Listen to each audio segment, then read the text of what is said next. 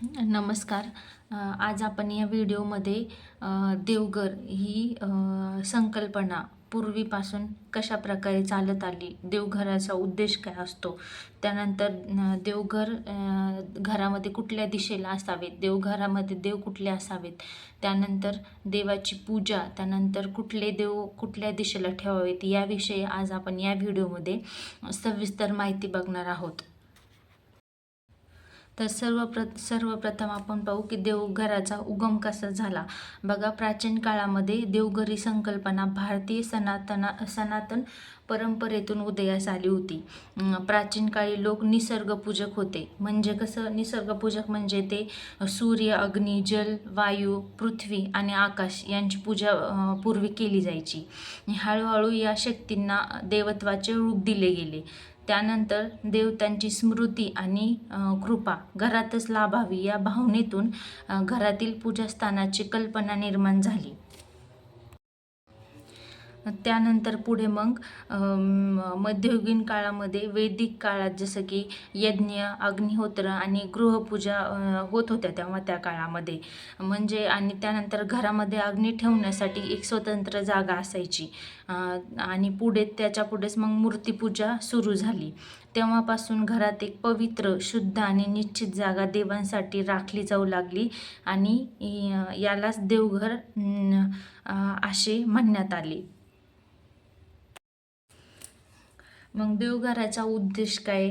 घरामध्ये देवी ऊर्जा टिकवणे, मनाला शांती व धैर्य देणे, कुटुंबाला संस्कार, श्रद्धा व शिस्त शिकवणे, रोजच्या जीवनामध्ये ईश्वर स्मरणाची सवय लावणे, यासाठी आपण आपल्या घरामध्ये देवघर ठेवत असतो. देवघर हे नेहमी ईशान्य दिशेला ठेवलं पाहिजे.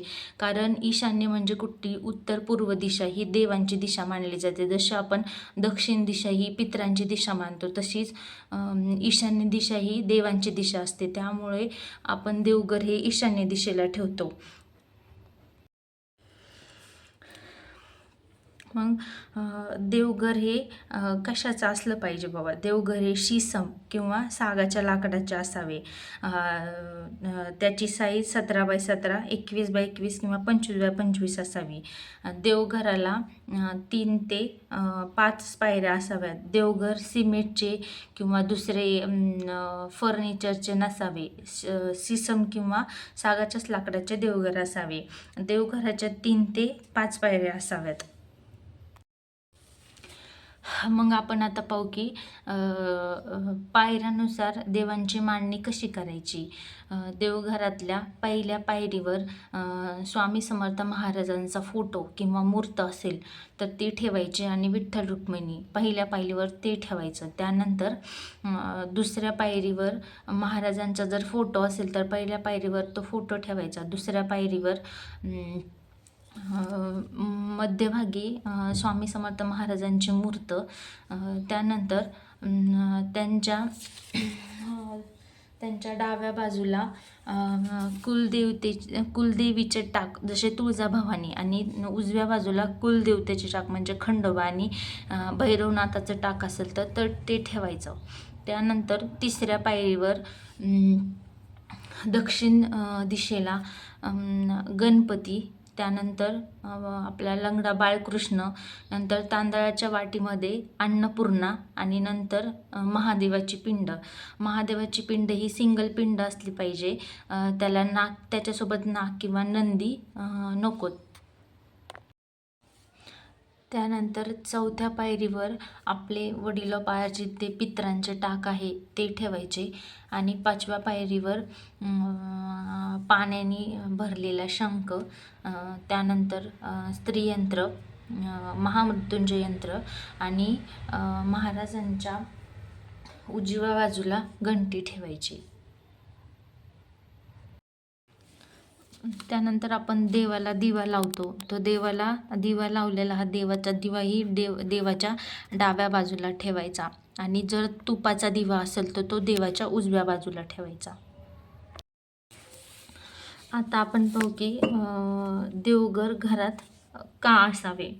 बघा, ज्या घरामध्ये देवघर नाही, प्राचीन काळापासून आपल्या हिंदू संस्कृतीमध्ये आपण बघतो, ज्या घरामध्ये देवघर नाही ते घर स्मशानावत समजले जावे. कारण ईश्वर साक्षीने चाललेला संसार हा खऱ्या अर्थाने चतुर्भुजाचा संसार असल्यामुळे शांती समाधानाचा असतो.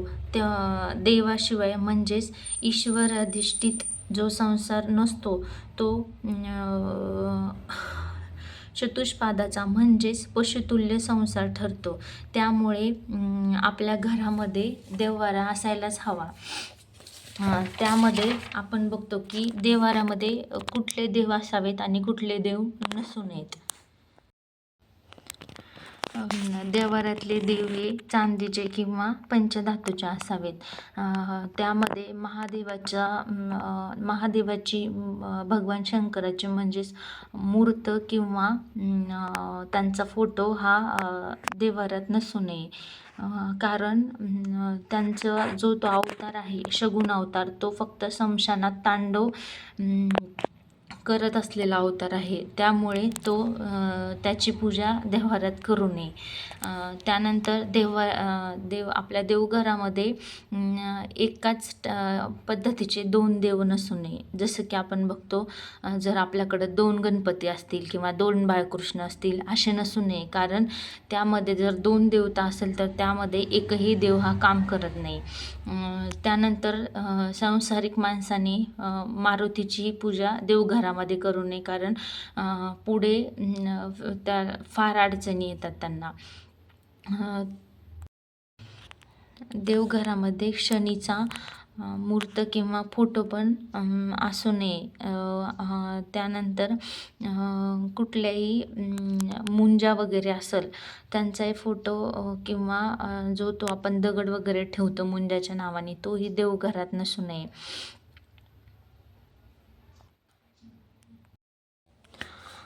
त्यानंतर पहा, हे अतिशय महत्त्वाचे आहे देवघराच्या बाबतीमध्ये.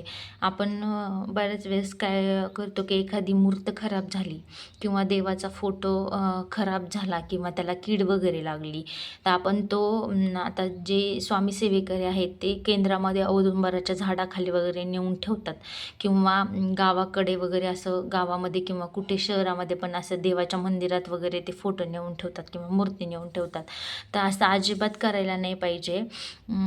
मी तर बऱ्याच वेळेस बघितले की आपण दिवाळीला ज्या लक्ष्मीची पूजा करतो, लक्ष्मीची मूर्त असते, ती लक्ष्मी पण बरेच जण पिंपळाच्या झाडाखाली वगैरे नेऊन ठेवतात किंवा कुठं केंद्रामध्ये कुठं नेऊन ठेवतात. तर असं करू नये. आपण ते वर्षाचा सण जो दिवाळी, त्यावेळेस त्या लक्ष्मीची पूजा केलेली आहे, तर त्या लक्ष्मीला आपण आपल्या शेतामध्ये नेऊन ठेवायचं किंवा जर शेतामध्ये नेऊन ठेवणं पॉसिबल नसेल तर त्याचं विसर्जन करायचे. तर विसर्जन कसं करायचं आहे, कुठल्याही फोटोचं किंवा मूर्तीचं विसर्जन करताना एवढी काळजी घ्यायची, जो फोटो किंवा मूर्ती आपल्याला विसर्जित करायची आहे त्याला एका पाटावर ठेवायचं, अक्षदा, गंध, हळदी कुंकू, फूल व्हायचं त्याला. त्यानंतर दही भाताचा नैवेद्य करायचा, दही भात साखरेचा नैवेद्य करायचा, तो नैवेद्य ठेवायचा. आणि त्यानंतर एका पांढऱ्या कपड्यामध्ये 1.25 मूठ तांदूळ, 1 सुपारी आणि 1.25 मूठ तांदूळ, सुपारी आणि एक नाणं, 1 रुपये 2 रुपये असं त्यामध्ये बांधून ज्यावेळेस आपण ती मूर्ती पाण्याच्या प्रवाहामध्ये सोडून देऊ, त्यासोबत तो कपडा आणि ते पण सोडून द्यायचं. अशा प्रकारे कुठल्याही फोटोचं किंवा मूर्ती खराब झालेली असेल देव्हाऱ्यातली तर त्याचं विसर्जन करायचं आहे. त्यानंतर आपण कधी घरामध्ये नवीन मूर्ती विकत आणतो, त्या नवीन मूर्ती विकत आल्यानंतर पण तिचा अभिषेक करायचा, पंचोपचार पूजा करायची. त्यानंतर गोडधोड काहीतरी नैवेद्य बनवून त्या मूर्तीला नैवेद्य दाखवायचा आणि त्यानंतर ती मूर्ती आपल्या देव्हाऱ्यामध्ये रुजू करायची. त्यानंतर देव्हाऱ्यावर कुठलंही ओझं ठेवायचं नाही. जसं आपण बऱ्याच वेळेस बघतो की कुणी ग्रंथ वगैरे किंवा कुठलं काही सामान वगैरे असेल ते आपण देव्हाऱ्यावर ठेवतो. ते सामान कुठलंही देव्हाऱ्यावर ठेवायचं नसतं. ते बाजूला किंवा एका साईडला आपण ते ठेवायचं असतं. तुम्हाला हा व्हिडिओ कसा वाटला कमेंट करून नक्की कळवा.